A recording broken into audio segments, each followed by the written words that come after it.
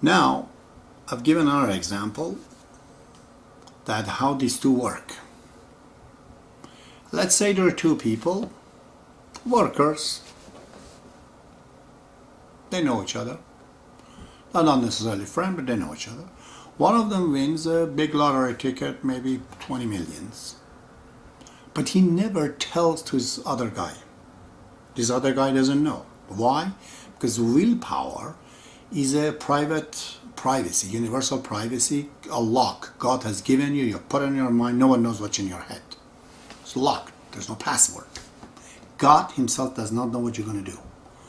If he knew what you're going to do, he would not come here in the form of Baha'ullah to suffer and reveal books and all that.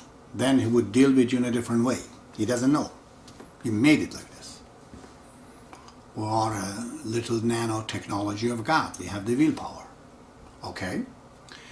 So this guy doesn't know what this man is. But this man is thinking, okay, I want the money. I'm not going to say to this fellow, but I'm going to buy a car, I'm going to buy a house, and I'm going to do this and that. By the way, he's my neighbor. I'm going to buy his house, and I'm going to destroy that house, and I'm going to add it to my house, like it's become extra parking lot for me.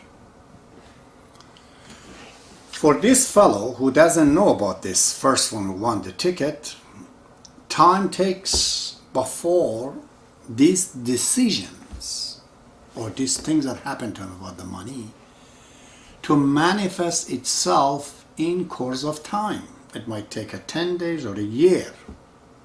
Then he would find out, this guy won the ticket. But not right away. But he could have a dream that he won the ticket. He could go break into that safe. Why? Because part of the decisions of this man is to destroy his house. But the house is his privacy. Okay, it's his property. Because his property is going to be damaged or hurt or bought or something done with it, therefore he can see that event in the future and come back and tell him, hey, listen, I had a dream that you're destroying my house. This other guy says, my God, how did you know that? It's like that. In the will zone, in the next life, when an event happens, a decision is made. Tonight, I conceived my son, me and my wife. That son, which is just a zygote, in the next life, his death is even clear. It's beginning and end, because there's no time. The event, when it occurs, it's already there, the whole thing. But in this time zone, it projects itself through the slices of time, just like a slice, like a movie that goes fast. But if you look at the individual pictures, you can see how their life and motion becomes into a still pictures. So in the time zone, the event of that conceiving that child and his death already occurred in the next life. It's there. It's beginning and end. That's like a meteorite. The beginning of it and end of it is there. Okay? But in here, it takes time to see it. This is the difference between time zone and the will zone. This is why people can go see it. Who? The person whose brain has talent, who also has practiced on that talent. Okay? A lot of practice. It will happen in the future. Then he goes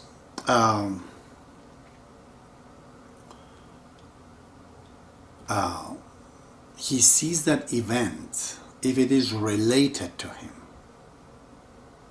if he has the permission to get into it. The permission means the event that is going to happen through these decisions, through the action that this person is willing and wanting to do, it is concerns him. If it is out of his concern, then he will see it.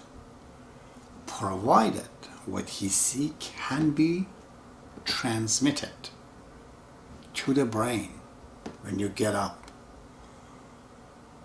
And that brain and information, most of the time you cannot, because the brain is not empty. It's full of so much trouble. Nothing can be downloaded into it. You have a free space, because that's what you need if you want to become a friend with somebody. You have to have a free space. You have to have an empty space in this brain in order to know the truth, or to get into some other things that you want to. So,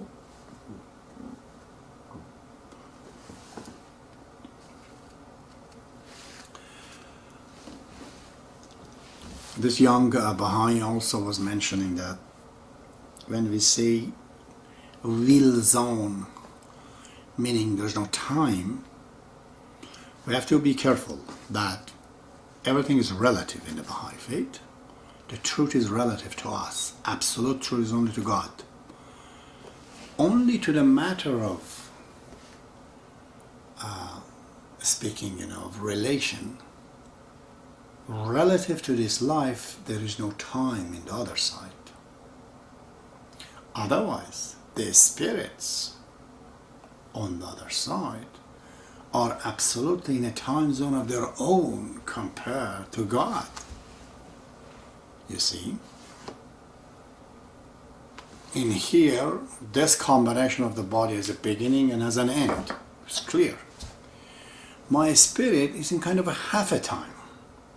If he's born as a human being, whatever, in the next life, next side, next plane of existence, has a beginning, for sure, but it doesn't have an end. In that way, he's in a peculiar time zone of its own, which relative to here, the event that happens, any event that happens that has beginning and end, for a being in a half a time zone, would know the beginning of end of that. But the being that's on the other side has a beginning and has an end can never understand a being that has no beginning and has no end, which would be God. So, something to mention about that. So, let's go to some more. See if there's anything more to say on this.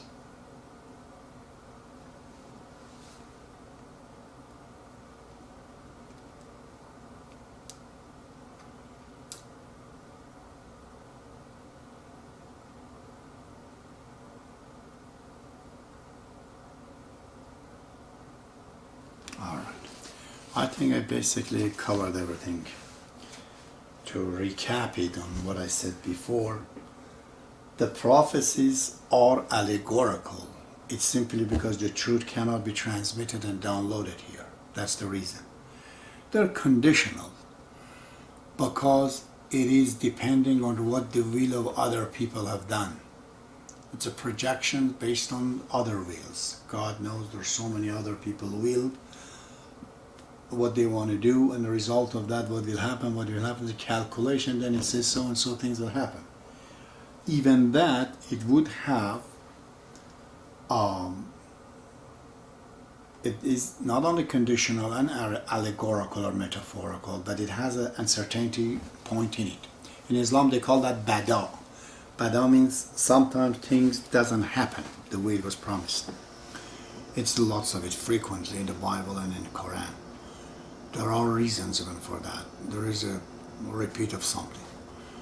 Baha'ullah will reveal the tablets of prayers with obligatory prayer, that the tablet was lost. He reveals another one. That's okay. So that became the new obligatory prayer. So it says when the old one is found, that's gone. He revoked it. But just merely being lost, or writing of Bob was lost or stolen. So this matter of metaphorical, allegorical, conditional, and uncertainty principle is a part of the prophecy. Okay? And these prophecies are simply a talent of the physical power to receive it, not of the spiritual. Not of that. And why everyone has it? It's simply because in this life, Baha'ullah says this is the rule of God, that until the time is over, we cannot call this person infidel and that call a believer. We don't know. Until they're dead. Until that, there's no way anybody can judge them. We certainly cannot judge in ourselves. Therefore, everyone has given this. And this willpower is very important, causes that uncertainty problem, is because people have a private lock on their file of the brain of the decision that they make, and no one can get it. And that is where man and God is defined as a timeless being God, and man is a little nanotechnology of God inside this universe to repair this universe. And that's a real relationship of God to the nature through an outside intelligence and an inside intelligence, which is man. And finally, man lives in a time zone and a will zone. The event in the time zone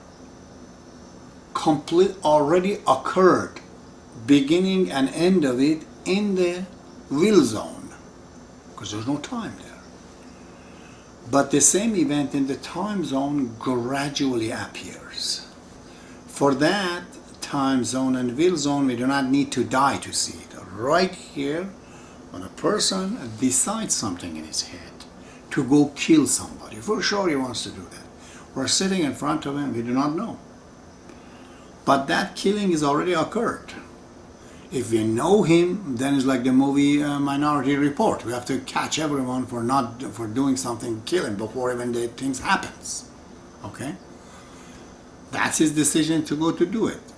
We don't know. We wait. When the matter happens to us, we said, this happened already yesterday. And his action came out today. Like lightning and thunder. You know, when the lightning comes, thunder is already there. But just lightning is in a different time zone as to the sound, which is the thunder. It comes a little later. It's not as fast as lightning, okay? But even if the person decides to kill somebody, that may not still happen. For us, we don't know. Even he doesn't know if it's going to happen or not. He knows for sure he wants to do it. That decision is there. But he could go to do it and the guy overcomes him and kills him back. So a decision is made, a projection is made, but what is the end of that projection until the action happens? There are a few possibilities, all drawn out already. Because the other side also is waiting for him to come probably, and you know, his projection is that he kills kids. His projection is that he will. In the next life, these things are drawn completely in the will zone. In the time zone that I'm sitting in front of him, because we are not both on the other side. If we are both on the other side right away, we know. But in this side, we do not know. I have to wait till this happens. Okay, dokie. I think I covered the topic right now. But I hope in future people get into the real experiment of these things, see how they can improve the talent of this visioning and seeing things in the future. And in order to know more, they have to then be a spiritual, because their concern has to become the whole planet. The concerns becomes bigger and bigger and bigger, and the gravitational field becomes bigger. Baha'ullah's vision is about the entire planet, because all of the planets are under his, jurisdictions. But a person who's not very spiritual, he's just thinking about daily life or whatever, his house or that. He might just dream something about that little things, not big things. Very well. May God be with you. This became a lengthy topic again, but this is it. Next time, I'm going to interpret the famous predictions of Shawi Effendi about the future of the planet. I'm going to magnify it and explain it more, what it is means. May God be with you.